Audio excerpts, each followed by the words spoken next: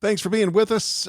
We do it every day, 7 until 8 o'clock, the JB and Sandy hour. My name's Sandy. This is JB. Hello. Trisha's here too. Hi, everybody. And away we go. Looks like, remember a couple weeks ago, guys, we were talking about how we've kind of lost our trust in meteorologists in Austin, Texas, because they keep telling us it's going to rain, it's going to rain, it's going to rain. We're going to get 2 inches of rain, and then it doesn't happen. I'm curious if that pattern will continue, because it's supposed to rain today, but really this weekend, they're saying we could get up to 2 inches of rain starting Friday all the way through Sunday, with chances above 50%, really 65 on Friday and Saturday, and then Sunday, 50% chance. But will it happen? I don't know. Maybe.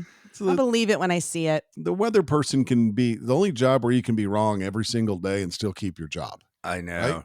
You can't Pretty do that cush. and be a Cat Metro bus driver. So I took you to Oak Hill instead of the Domain. I was a little off.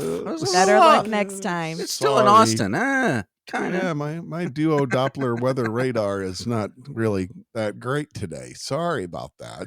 Do you guys dial into the radar on your phone and just act like you're a meteorologist for the moment? Yep, I do. I don't pay for the 72-hour radar, but it's pretty interesting. It is. It's amazing what you have just in your pocket. Which used to be a big deal, right? To see the radar.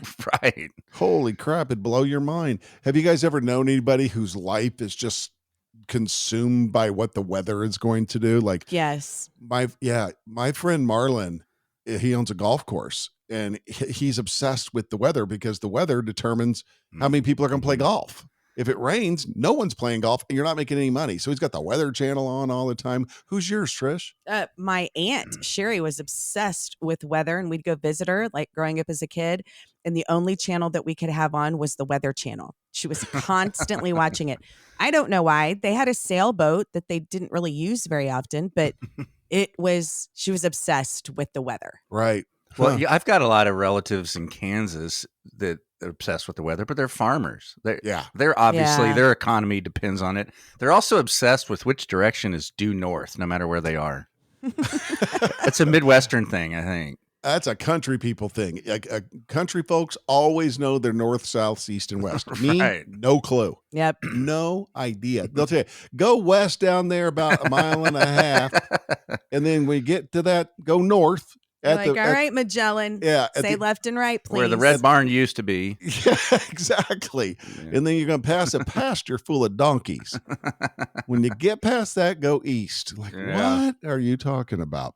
Hey, we love hearing from you guys. You can use the talkback feature on the iHeartRadio app. It's the little red button. We got a couple of messages thought we'd share with you. This is when we were talking about Pete Davidson and the $300,000 that he has spent in removing his tattoos, and he's only 30% $200,000 already and only 30% done with removing them. So here's someone commenting about getting tattoos removed. Hey there, guys, it's Stacy. I'm removing a tattoo and I'm going on year 3.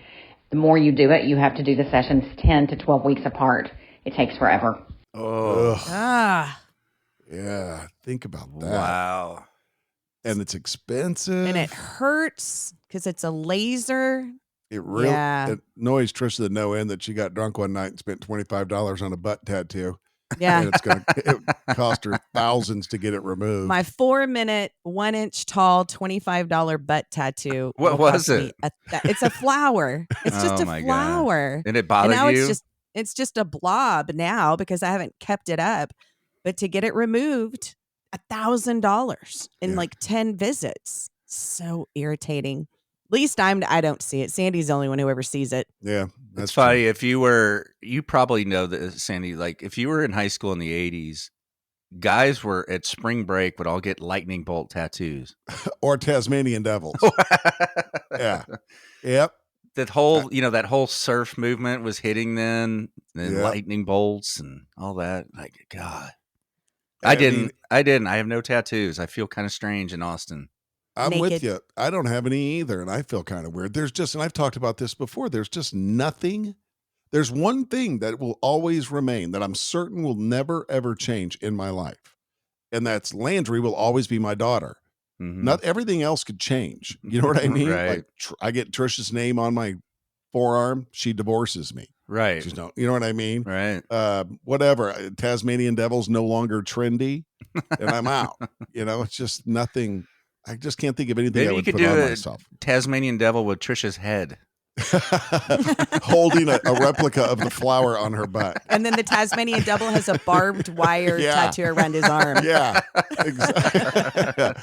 Here's another talkback that we got from the iHeartRadio app. Again, just tap it and leave us a message. We get it. This is more about the crazy Waymos that gone haywire all over the country. This one outside of Austin. Good morning. We saw the Waymo in Phoenix, Arizona in like a 6-way red lights intersection situation, and it seemed to have lost its way, and it was just going around in a circle during rush hour, and everybody had to stop and wait to see what it was going to do.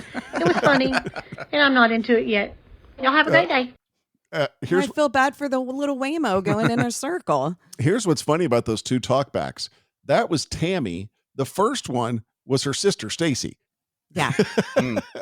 Long-time listeners. Yeah, but the Waymos definitely got an issue right now.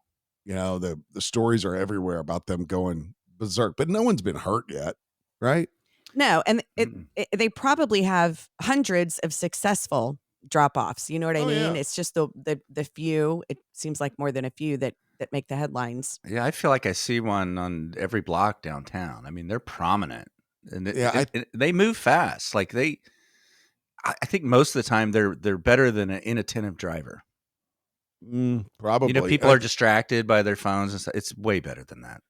I think they're kind of limited to the downtown South Congress area, right? They don't go to Round Rock. They don't go. Yeah, I don't know. You don't see them on the highway much. I've never seen one on the highway. Maybe they're avoiding those sort of trips. Could be. But I saw the VW microbus electric testing. Autonomous. Oh, I saw one. I didn't see an autonomous one, but I saw one, and they're super cool. They are cool, but they're testing that as an autonomous one too, which would be cool. What's the new Volkswagen bus called? The bus, the Lightning, or I don't remember. I don't know. They're just calling it the microbus. The ID something. They're very cool. Yeah. I saw one the other day. Coming up on the show today, guys, think about this. Give us a couple of things that you would say don't knock it until you try it. All right. I've got a couple. If you could come up with a couple as well, that would be fun. I'm very adamant about one of mine. Also, later on in the show, there's an Austin business that has resorted to crowdfunding to try to stay open. They need to raise $360,000. We'll tell you what that is. Trisha, what's the story we love you got coming up? All right. There's going to be a new art installation at the Domain North Side. I'm going to try and describe what it is. It's super weird. It is. Yes, it's very weird. I thought you were saying it like it is. Like, oh, no, I don't know what it is. I haven't seen it. Yeah, it's very random. All right, stay with us. That's coming up on Austin's 80 station, 103.1 and streaming on the iHeartRadio app. Trisha's got the story we love coming up in just a sec. Thanks for being with us. Hey, if you can't be here for the whole show, grab the podcast version of it. Just search JB and Sandy on the iHeartRadio app. The stories we love. From the Lester Holt Studios, the one, the only, Trisha. The Domain Shopping Center, the North Side, is getting ready to unveil a new art piece that is very unusual. I'm going to see if I can describe it to you. First of all, it's going to be installed by the art collective called Cool Poop. They didn't use the word poop in that name, by the way. And it's an inflatable head towering 26 feet tall, and it's made up of gigantic inflatable eyeballs. The whole head is giant eyeballs, 26 feet tall. Hey, that's nothing new. We're radio guys. We had giant inflatable things forever. But I mean, I'm looking at it. I'm trying to figure out based on the photo. I would say the balls are 10 feet in diameter, and they're all squished into the shape of a guy's head. And then there's a nose stuck on the front of it. It's supposed to be not just an art piece, but also a social commentary, like Big Brother's always watching. Is this a permanent piece? No, they are trying to, they're trying to make it more of an art exhibit type area. This particular exhibit will be at the Domain North Side between May 6th and May 18th. Then it's going to be gone. They're going to try and start bringing more pieces of art to display into that area. That's like cool. Switching them out pretty regularly. I am rarely in the Domain. So when you say the north end of it, what is on that end of it? I'm going to let you know that I don't know. Okay. I Go ahead, JB. No, I just say every time I go to the Domain, it's a whole different thing. I'm so lost. Right. Yes, me too. The original side, which I call the Boulevard, the original one, those aren't even the same stores there. A lot of those stores have moved out or moved over to the new side. The new side, I don't know where anything is, but I know how to get to one parking garage by Nordstrom. I park there, and then I just wander around until I find the store that I'm looking for. I don't know where anything is. Yeah, I told you all before. It doesn't matter what store I'm trying to go to or where I park. I end up having to cut through Dick's Sporting Goods on foot. Oh, you're so funny. And I'm like, how did this happen? Like, and if you try to map to the store, and get parked, it never works right. Mm-mm. I don't know what it is. There's this Iron Dome thing over the Domain so that you can't GPS. It's like what they want to make sure you have to walk around enough to see all your options to shop at, I guess. Like a casino does. Like casino in Vegas. Right.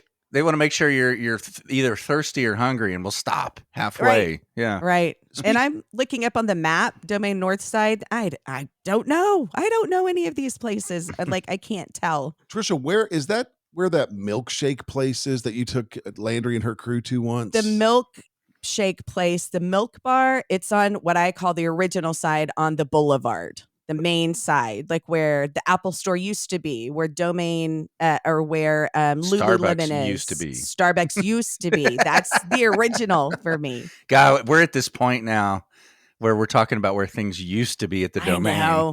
I know. That's weird. At the Domain. It's one thing if you're driving around Austin, right? JB, you and I can go, that used to be a bowling alley. But we're at the Domain. It's not that old. Wow. I know. I don't remember when the Domain opened, but it's not that old. No, it's not. On Austin terms, it's old. Yeah, boy, that's true. That's what I mean. I have that conversation with a lot of people. I'm like, yeah, in Austin terms, 20 years in Austin is old school now. Yeah, I say that all the time when I go back and visit my family in Nebraska. It's just obvious that they have kept their old buildings. There's a lot of cool old buildings in downtown Omaha. Right. You know what I mean? Whereas in Austin, hell, we knock them sons of bitches down and build new ones.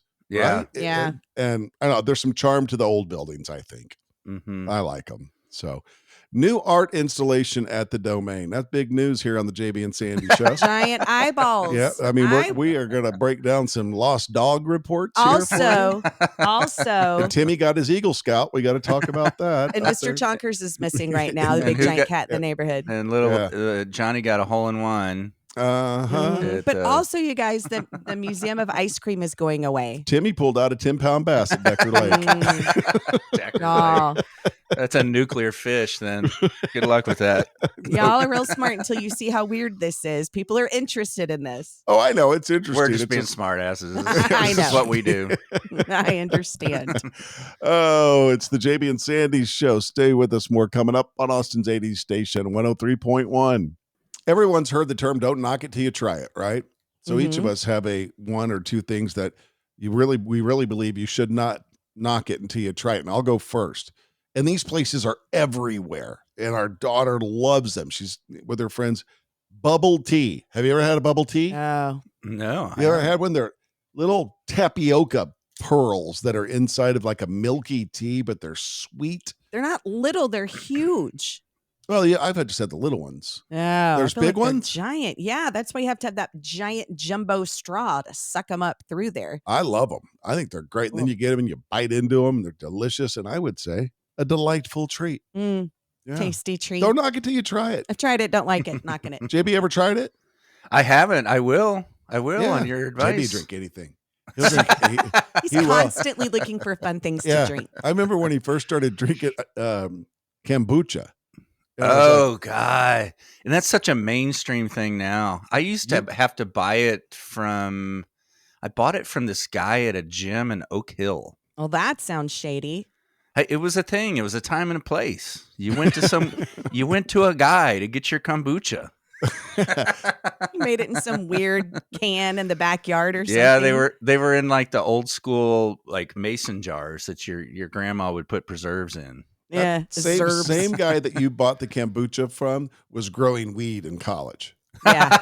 It's the exact same guy. He got done with weed and now he's moved on to kombucha. He's a home botanist and chemist. That's well, what he I'm does. still. That's funny you say I'll drink anything. I will sample any kind of drinks, Yeah. kombuchas, kava drinks, anything, You any did kind that of mushroom seltzers. tea. Yeah. Yeah. There's a Lion's Mane alcohol alternative. I've been trying. It's called Saint Spirit something. I don't remember what it's called, but yeah. JB just walking through the grocery store and walking through HEB, and I'll try that. I'll drink that. Yeah, I'm the guy. Guy at the gym got a liquid with a loogie in it. Let me try that. Healthy? It's gross, but I'll drink it. What's it do for me? Oh, probiotic? Sure, I'll throw it down. Tincture for gut health? I'll take it. All right. What's your don't knock it till you try it, JB? Oh, okay. And this, you might be surprised by this, but because, if people know, I've been a cyclist forever. Sorry if that annoys you, but don't knock it till you try it riding an e-bike. Some people are very, they think it's really like either douchey or cheating or whatever. They are so much fun. Don't knock it till you try it. Have you guys been on a proper e-bike? And never have. No. But I was one of the judgy ones. Like, isn't that cheating? They're not really pedaling. It is so much fun. Like, it is so much fun. It's like you're barely pedaling and you're going 25 miles an hour. Just that does sound fun. Especially in Austin, where I mean, I'm talking about casual riding, not for fitness, right? Just getting around. In Austin, 8 months of the year minimum, it's just too hot to enjoy it while the sun's up. Let's be honest. To go enjoy it, unless you're doing it for fitness.